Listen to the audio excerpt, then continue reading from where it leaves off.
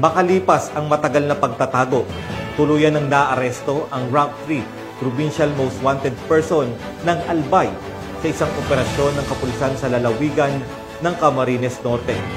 Magbabalita dyan si Police Corporal Angeli Torrecampo.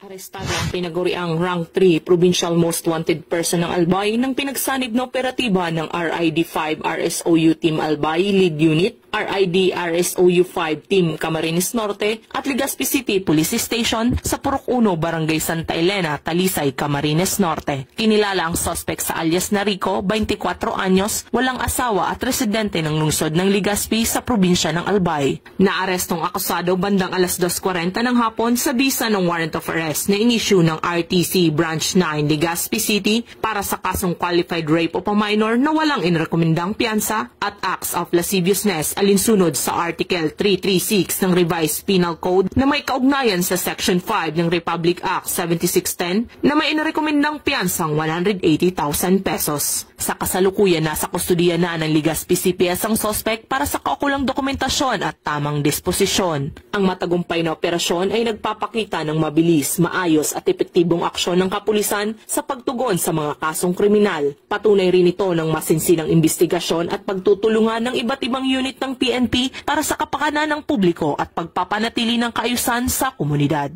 Mula dito sa Rayong Bicol, ako ang inyong PNN Correspondent, Police Corporal Angeli Torrecampo, alagad ng batas, tagataguyod ng Balitang Pulis.